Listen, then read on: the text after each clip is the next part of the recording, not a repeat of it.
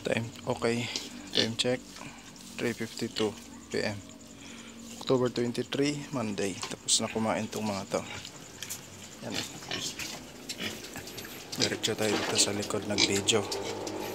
Okay na niya, no? Pwede na. So, busog na tong mga to. Busog na sila sa loob. Maya na, check natin mamaya. Pero ngayon, binigyan natin sila ng kamote. Kumuha tayo doon. Nabubog dito. Linisan to dapat. Pwedeng yan dyan yan. Baka may masugat. Linisan ko na lang mamaya to. Okay. Ubos na nila yung kamote. Mukhang gutom pa sila. So, pakawalan natin sila doon sa damuhan. Wala naman tayong gagawin ngayon. Dik! Uy! Yan sila na. Yan sila na. Yan, susunod pa nga yan. Dito sa kabila may mga damo. Pag medyo kulang sila sa pakain, tanggalin lang tong bakal. Tapos buksan.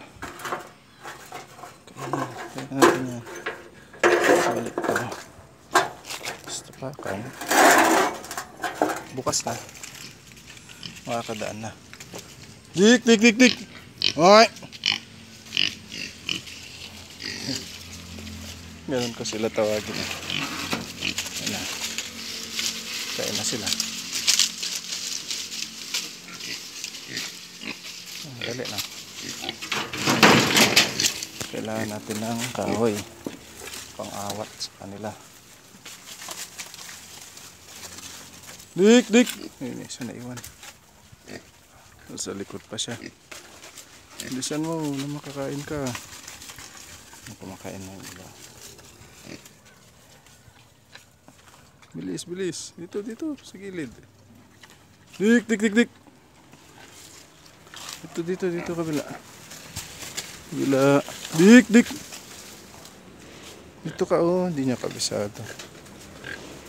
Yan. Yan, oh. Dito daan. Pasok po.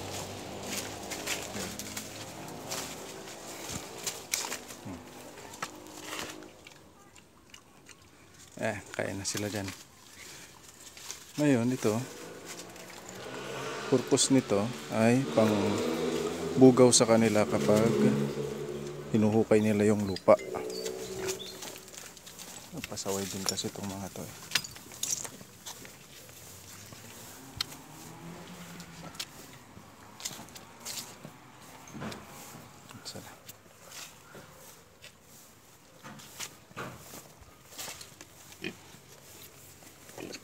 Doon muna tayo.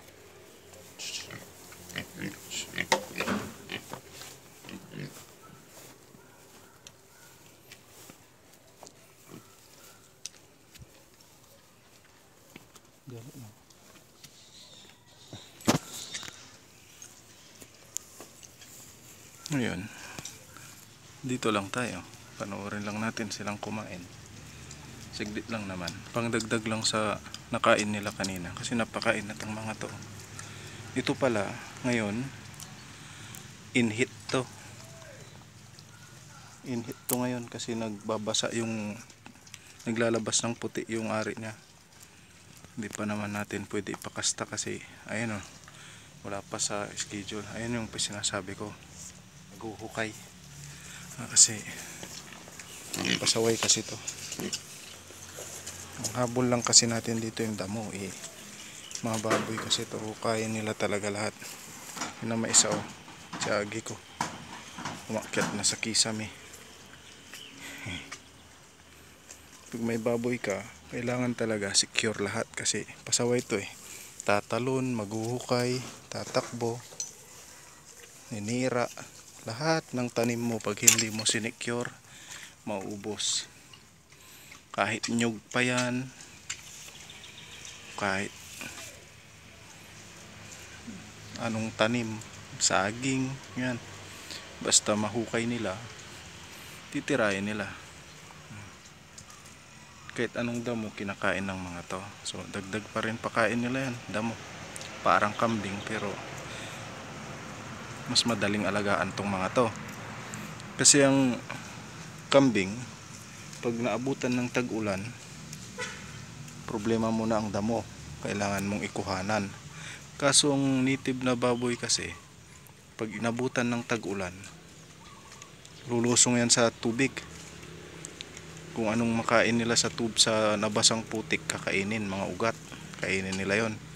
Tapos meron kang alternative na mga benta, mga feeds o babang na pwedeng ipakain sa kanila, mga darak yon. Kaya hindi ka magproproblema kahit tag-ulan, hindi sila sakitin. Ito yung kagandahan ng native. Kailangan lang meron silang tutulugan na tuyo. Itong mga to, itong dalawang malaki, yun si Agiko tapos si Ann Curtis, mga breeder ko yan. Ito, baka ito maging breeder din to kasi for sale to, hindi nabibenta. Ganon din yung nandun sa dulo. Ito naman lechonin, yung brown. Isa, yan. Lechonin yun. Kakain lang sila ng kakain. Tignan natin sila papuntahin dito sa banda dito. Dito lang. Para secure na makita natin yung lahat sila. Simple lang mag-alaga ng native. Di ganun ka time consuming. Alam. Natatamaan din kasi sila ng ASF. Yun yung nakakatakot. So isolate lang talaga sila. Siguraduhin na hindi sila mapasukan ng ASF. Kung kayang ikaw lang nag-aalaga, ikaw lang pumapasok, mas maganda. Kasta na sana to. Ayun, no? May puti-puti sa ari niya.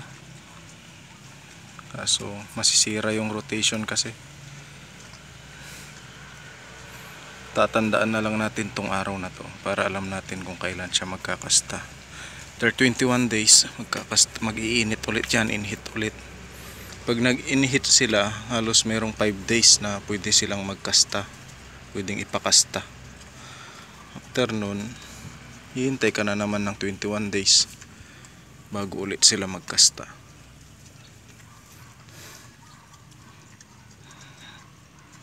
Nakunan to, sayang, may anak na sana to ngayon. Dami din yung nawala sa kanya. Maalaga sa anak to.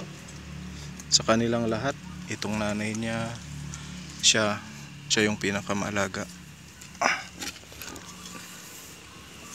Ito si Ann Curtis, pero yung kuba niya pababa, hindi yung pa sa taas yung kuba. Pag nagbuntis to, sayad yung tiyan. Pag di natin sila pinigilan na maglabas-labas dito sa may damo, magagaya doon, sulid na walang kadamo-damo. Lalantakan nila lahat ng damo at mauubos. So ngayon, kain lang sila ng kakain. I-monitor lang na hindi sila maghukay para hindi sayang ang pagkain na damo.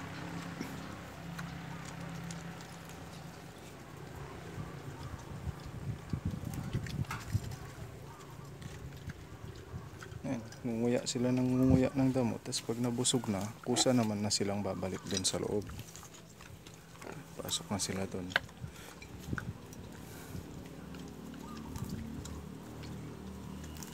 Maganda mag-alaga ng native na baboy.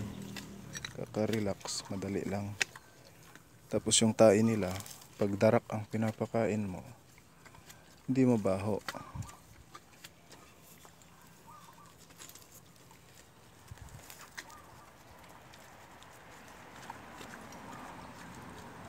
Simula lang ako sa isa, ito lang yan, si Agiko. Tapos nanganak, hindi marunong magbenta sa anak, naging breeder yung anak, dumami na. Yan. Sa nakuha ko na din diskarte, pero hindi ko pa alam lahat. So yun lang yung update natin ngayong araw. Bukas ulit.